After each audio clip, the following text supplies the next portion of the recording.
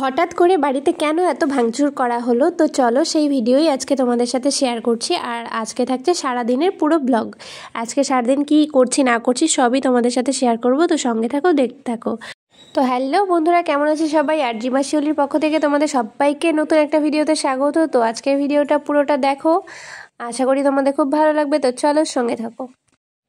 সকাল সকাল ঘুম থেকে উঠে নিচে আসলাম, তো এসে দেখি সব কিছু একটু উল্টাপাল্টা করে রাখা হয়েছে, কারণ একটু পরেই চলে আসবে মিস্ত্রি আর আজকে থেকে ঘরের কাজ শুরু হবে। আর আজকে থেকে কিন্তু আমরা সবাই ওপরেই, খাওয়া দাওয়া থাকা সব ওপরে। দাদাভাই আর দিদিভাই শুধুমাত্র নিচে থাকবে, কারণ টোটালটা ফাঁকা রেখে তো আর ওপরে সবাই মিলে থাকা যায় না, তাই ওরা দুজন নিচে থাকবে আর শ্বশুর শাশুড়ি আর রিমঝিম কিন্তু সবাই আমরা ওপরে থাকবো। এতদিন আমরা দুজনে ছিলাম, এখন কিন্তু আমরা প্রায় সবাই থাকবো। আর খাওয়া দাওয়া কিন্তু এখন থেকে সব ওপরে। আর এটা ছিল নিচের রান্নাঘর। এই রান্নাঘরটাকে কিন্তু একটা নতুন লুক দেওয়া হবে, আর এই রান্নাঘরটা এখান থেকে সরিয়ে নেওয়া হবে এই সাইডে। তো এখানে যা যা ছিল রান্নাঘরে মোটামুটি সব কিছুই ওপরে নিয়ে যাওয়া হয়েছে, যা যা দরকারি ছিল।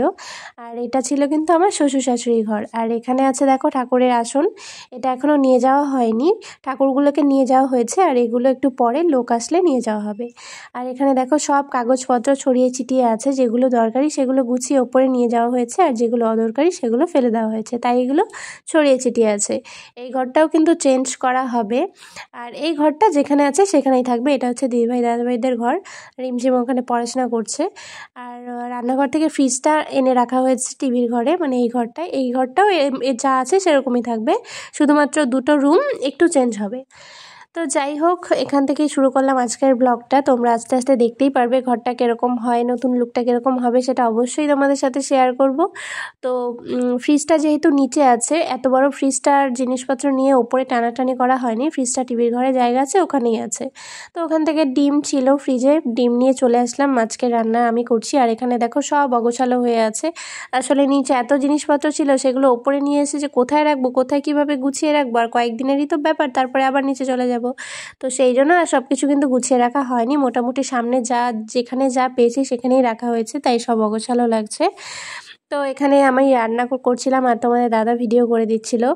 আর আমি বলছিলাম ওইদিকে মা বাবা এসে থাকবে, ওই ঘরটা একটু দেখাও।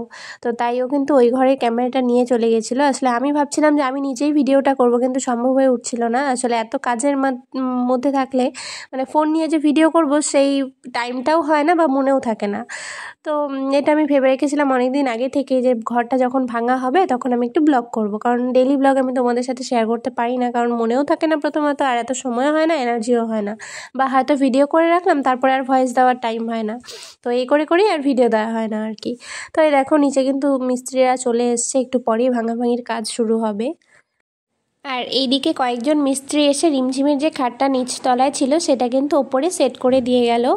আর নিচে যখন এই কাজটা শুরু হয়েছে, বিশ্বাস করো জাস্ট আমি বলে বোঝাতে পারবো না। আমি ছিলাম ঠিক এই ওয়ালটার ওপরে, ওপরতলার রান্নাঘরে আমি রান্না করছিলাম। আর এই ভাইব্রেশনটা যখন শুরু হয়েছে, এই মেশিনটা ঢুকিয়ে যখন ওয়ালটা ভাঙা হচ্ছিল, মানে আমি কি বলবো। আর আমি ওপরে ছিলাম আর সবাই নিচে ছিল, আমি আর বাবা ওপরে ছিলাম। তো আমরা বুঝে পাচ্ছিলাম না কোথার থেকে আওয়াজ হচ্ছে, কি হচ্ছে ব্যাপারটা, মানে বুঝতে পারছিলাম না। পুরো ঘর বাড়ি কাঁপছিল।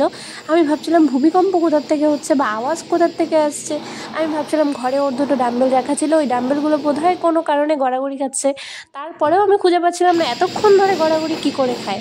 মানে এরকম অবস্থায় আমি বুঝে উঠতে পারছিলাম না কি করব না করব। ওইদিকে আমি রান্না বসিয়েছিলাম ডিমের কারি আর মাছের কারি। মাছটা কম ছিল জন্য ডিম মাছ একসাথে করে রান্না করছিলাম। আর হচ্ছে সেই সময়ে এই আওয়াজটা হয়, আর আমি কিন্তু দৌড়ে নিচে চলে আসি, আর ওপরে গিয়ে দেখি একটু তরকারিটা লেগে ধরেছিল। তো যাই হোক, খেতে কিন্তু অতটাও খারাপ হয়নি যতটা ভেবেছিলাম। আর যাই হোক, আর কি বলবো, মানে ওই টাইমটা খুবই খারাপ ছিল। আর সারাদিনে ভয়ে আমি আর কোনো ভিডিওই করতে পারিনি, আমার খুব ভয় লেগে গেছিলো। তো যাই হোক, ওই ভাইব্রেশনটা হওয়ার পরে কিন্তু আর ওই মেশিন দিয়ে ওয়াল ভাঙতে দেওয়া হয়নি মিস্ত্রিদের, ওরা বাড়ি দিয়ে দিয়ে ভেঙেছে পুরোটা ওয়াল। তো তারপরে আর সারাদিনে ভিডিও করা হয়নি। আমি এসে গেছি এখন একদম সন্ধেবেলা, আমার স্টুডেন্টরা এসছে পড়তে। আর এইদিকে আমি কিন্তু ঘোল বানিয়ে বরকে দিলাম, আর কিন্তু স্টুডেন্টদেরও দিয়েছি। তো বর খেয়ে বললো মোটামুটি ভালোই হয়েছে। আর এদিকে নিয়ে গেছিলাম কিন্তু ওদের দেওয়ার জন্য, ওরা কিন্তু দেখে ভীষণই লজ্জা পেয়ে গেছিলো, কারণ সচরাচর ওদের সবসময় সব কিছু দেওয়া হয় না। তো যখন যেটা থাকে, আর উপরে যেহেতু রান্না করা কমই মানে রান্না হয়ইনি আগে কোনো দিনও, তো সেই জন্য উপরে খাবার দাবার খুব কমই থাকতো। এই পিঠে পুলির দিনে পিঠে টিঠে বা এই খুটখাট যে খাবারগুলো হতো সেগুলোই ওদের দেওয়া হতো।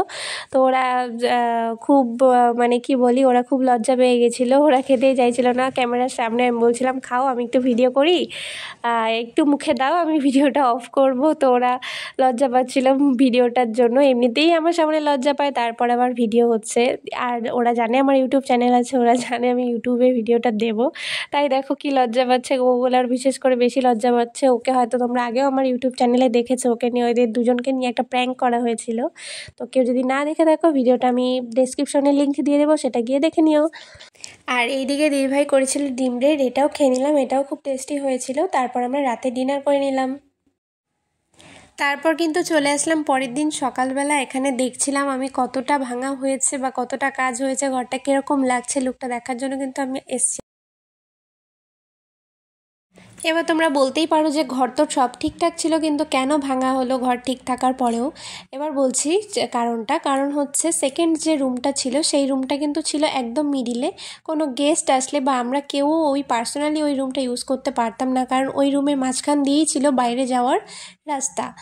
আর ওই রুমটা সবসময় খোলা রাখতে হতো, কোনো লোকজন এসে থাকলেও খুব প্রবলেম হতো। তো সেই জন্যই কিন্তু ঘরটা ভাঙা হয়েছে। আর এই এখন যে সিস্টেমটা করা হবে সেটা একদম ওপরের মতন, মানে সব বেডরুমগুলো থাকবে এক সাইডে, আর এক সাইডে থাকবে drawing room, kitchen room, bathroom. আর যেহেতু শুধুমাত্র একটা ঘরেই টাইলস লাগানো ছিল, বাকি ঘরগুলোতে টাইলস লাগানো ছিল না, তাই এই সুযোগে কিন্তু সব ঘরেই টাইলস লাগিয়ে একদম ঠিকঠাক করে নেওয়া হবে। তো আজকের ভিডিওটা কেমন লাগলো কমেন্ট করে অবশ্যই জানিও, আর দেখা হচ্ছে পরের ভিডিওতে।